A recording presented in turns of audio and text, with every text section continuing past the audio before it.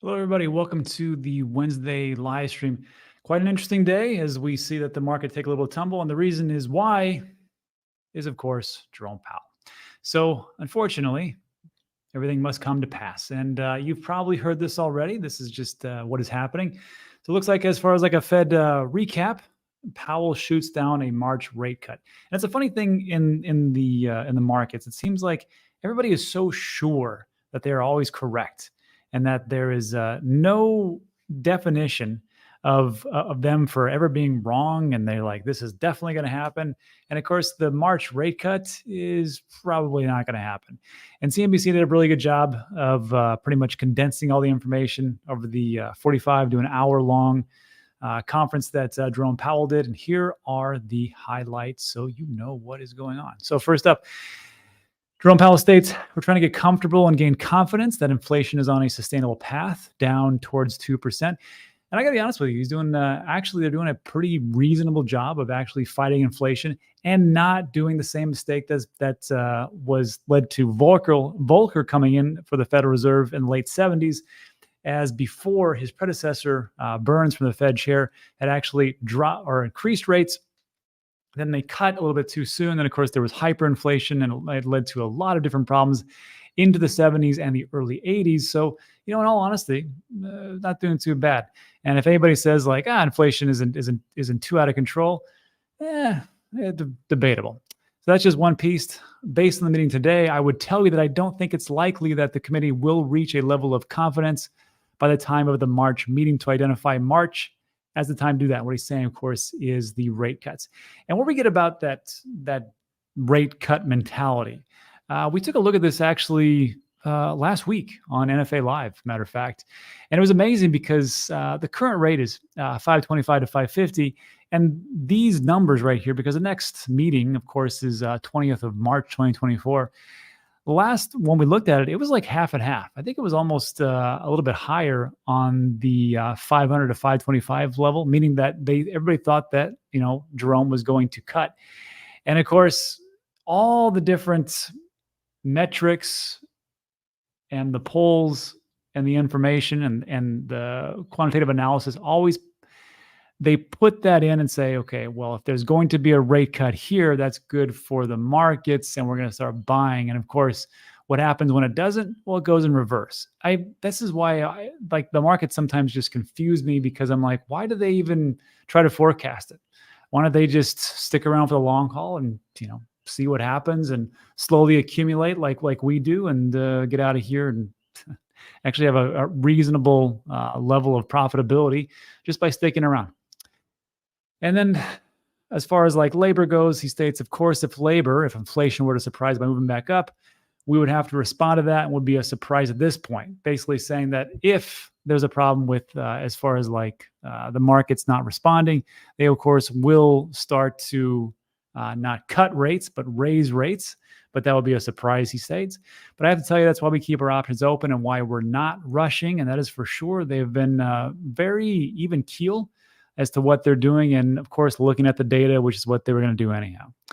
Powell states there's a way to go before a soft landing has been achieved. This was the most interesting part to me because, when we think about these recession points, we hear Jerome Powell and we hear a lot of pundits say that it's going to be a soft landing. And it's actually laughable, when we think about it. But in all honesty, I mean, from right now, and some people will say, well, there's always a recession. We're already in recession. Well, the economic data doesn't point to that right now, even though there are some data points that you can say that, yes, it looks like we are moving towards a recession. But as far as like the definition of a recession, whatever the government wants to say that actually is, no, we're not in a recession right now. So as far as like a soft landing, here's what he says. Certainly I'm encouraged, and we're encouraged by the progress, but we're not declaring victory at all. At this point, we think we have a ways to go. And if he pulls it off, congratulations.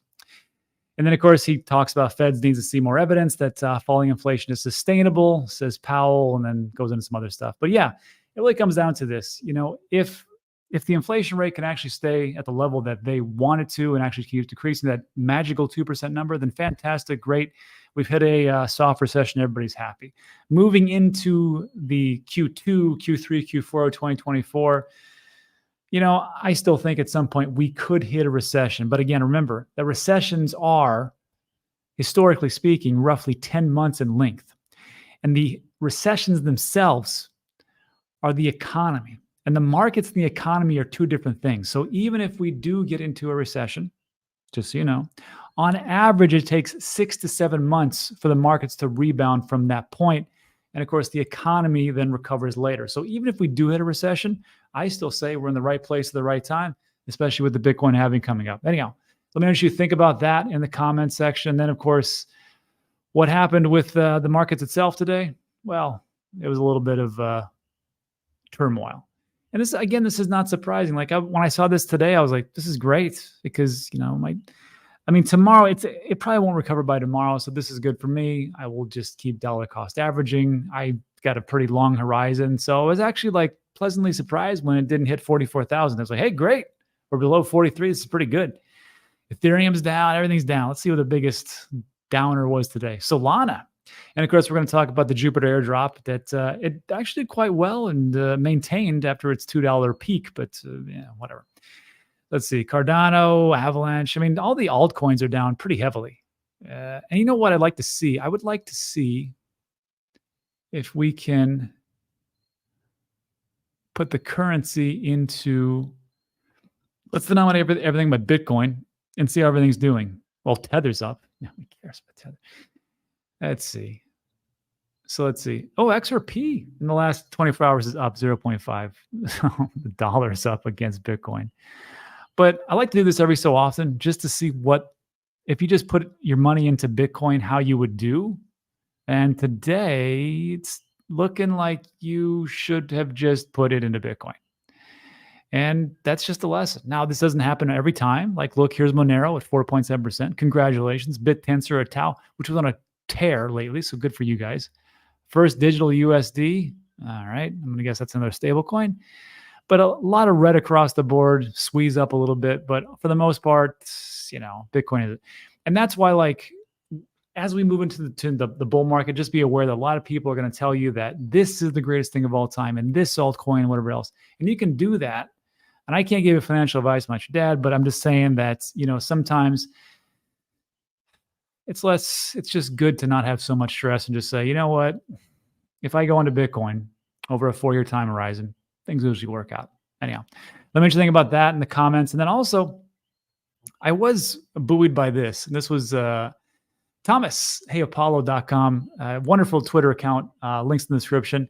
And I just like to do this. James is doing a great job over Invest Answers doing all these diagrams, but I just saw this and said to myself, well, at some point, maybe everybody's right. There's going to be a supply shock. And we can just see here that the 9 ETF inflows in orange, we can see how much it's actually been. And then we can see, of course, the Grayscale Bitcoin outflows. Now, of course, Grayscale Bitcoin, everybody's trying to get out of that because the fees are so high. They refuse to drop them. Also, in the fact that FTX and who knows what other different types of players are actually in the what was the Grayscale Trust, which has been transferred over to the Grayscale ETF. There's a lot of dumping going on because they had to. And we can see, I'm not a genius or a TA person. That's a pretty nice trend. There's less dumpage, and I like that. So as time goes on, maybe we see a lot less Grayscale dumping, and maybe we can actually see some price appreciation going on with Bitcoin. And of course, if Bitcoin goes up, usually what follows is your precious altcoins. So I like that. This is a bullish indicator. Very happy with that. But on the flip side of that, this is not bullish. It's from Zach XBT, and it looks like Ripple was hacked. And before everybody starts to lose their mind, it was just a wallet, a special wallet. But it states, and if you don't know Zach XBT, he's like the internet sleuth, rug pull survivor turned 2D detective. He's had a lot of great information, I must admit. And he says, yeah, it appears that Ripple was hacked for $213 million or $112.5 million. Here's the source address, and he goes through here. So this was one wallet. It was hacked and transferred over here. And the question is, well, whose wallet is that? It's Chris Larsen, co-founder of Ripple.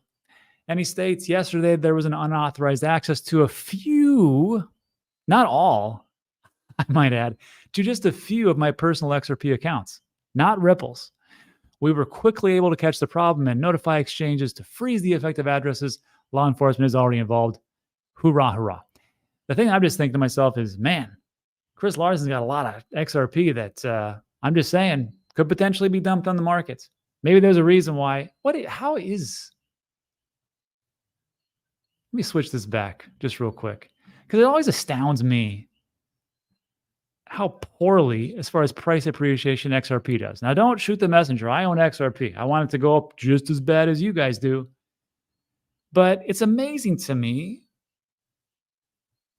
just how, yeah, here we go. Look at that. Ripple executive report on the Rise Access. It's just amazing to me just how poorly the price appreciation actually does. Let's zoom out a little bit. Let's take a year. All right. In over a year, it's up a whopping 24.3%. Watch out. I mean, did Ripple not beat the SEC like a little boy drum and just really thump them and put them into submission? And the SEC had to actually say that XRP is not a security. You would think that after that, they would just be to the moon and they would make up for lost time, because they really did get screwed on the last bull run. I'm sorry, guys, you did. But no, it's just very flat. So I wonder if it's just a bunch of sell pressure going on in the background with the custody wallet. I know, of course, you can say, well, there's only so much custody, and they put it back in and then go. I get it, but it's just surprising to me. And since 2017, when I got in, it's always been the same thing. Just you wait. XRP is going to be the next big thing. However, I will give you this. It still is in the top 10. So next, number 6. Anyhow, just thinking out loud, kind of interesting. And then on top of that, congratulations to all the new Jupiter holders. If you don't know, Jupiter, you can find that at jup.ag. I believe that's right. Yes, for the airdrop. And anybody who used a Solana wallet and interacted with the Jupiter decentralized exchange qualified for a Jupiter airdrop. I did not. Apparently, I just missed it. So bummer on me, but I'm happy for you guys that you got this. And this was the criteria. How do you qualify? Well, 955,000 wallets which interact with Jupiter directly before the 2nd of November are eligible for the first Jupe airdrop, which is one of the biggest to date. I didn't do that. I used Orca. And I'm sure there was an airdrop somewhere, but it didn't happen for me, but maybe it did for you. And this was just essentially free money. And I'm glad that it happened for everybody. But I will say that it did drop pretty precipitously, almost 67%. However, if we take a look at CoinGecko, and there's conflicting data, I must admit, because the data that I got first from the X account from Jupiter states that the price itself started at 40 cents. But for some reason over here in CoinGecko, it says $2. So if it was at 40 cents, I'm just telling you, if it was at 40 cents and it wasn't here at $2 and slipped to 65, it was at 40, that means that it's still up. And if you can see, I'm pleasantly surprised that, 63 cents, okay, let's just say it was 2. Okay, it dropped a lot. But from here, all the dumpers might be gone because it's still at 66 cents. That's amazing. Because I believe, correct me in the comment section, they airdropped like 40% of their circulating supply. I'm not for sure about that one. I just saw that as a snippet. But if that's the truth, then everybody got all this airdrop. Who's selling? Not that much. And that's over a time horizon of between 11. That's like 7.5 hours. So we'll see what happens tomorrow. But I got to tell you, that looks pretty good. I was kind of thought it would drop more. So that could be one thing to watch, and congratulations to all you holders. So that'll take it for that. And then now it's going to do a little PSA, and we'll get into a little Q&A, public service announcements and questions and answers, just so everybody knows. The Tangem team sent this over to me. Tangem, one of my favorite wallets. I have it somewhere. Yeah, it's right here. Tangem has secured a week of zero fees on Changelly for its user. Swaps on Changelly are going to be added to Tangem on February 14th, Valentine's Day. The whole week thereafter, let me do some quick math, 14th to the 21st, users will enjoy zero fees when swapping coins and tokens through Changelly. So that's pretty awesome, especially if they're talking about tokens on the Ethereum chain. Because if it's Ethereum and there's no fees, that's incredible. If it's on like Polygon, you saved a couple pennies. Or if it's on Solana, you saved a fraction of a cent. But still, pretty good. Sounds good to me. Good job, Tangem. Looks good. Also, for everybody who got screwed over, like myself, on Celsius, and we got duped, Good news, two good pieces of news. Celsius is now called Ionic Digital Community, ex-Celsius. I will not be following them. But they did state that from the lawyers at Kirkland & Ellis, distributions will begin today and tomorrow. Hey, congratulations. Maybe we'll get some money back or crypto or whatever it is. But we'll continue in the days and weeks that are afterwards. If you don't immediately receive instructions for distribution, just wait longer. No, just kidding. It says, please be patient and be on the lookout for communication. So this is the information I got from here. If you want to go deeper into that, I always recommend two people to follow: simondixon.com/recovery. Links in the description. And also my man, Aaron Bennett, who is living the sweet van life, who puts out fantastic videos on the things that are going on in the crypto sphere, as well as the things that are happening as far as like Celsius or whatever it's called now. So follow those two gentlemen and they will let you know exactly what's going on. Now, let's get into the little Q&A. Also, a little bonus for everybody. Tonight, we're going to do part 2 of the Miro Solana meme coin giveaway. So yesterday, we gave away 10,000 Miro coins. And we're going to give away another 10,000. Roughly about, I think it's like $1,400 or something like that. So just go over there. We'll do this at the end. I'll give you a link. And yeah, it was pretty fun. Yesterday, I got to give away 20. There was 20 winners, and I show you how I collect the Solana wallets, and then I just give it to you live, and then you get them like that. It's pretty cool. So we'll do that after the Q&A, and I'll let you know how that works out.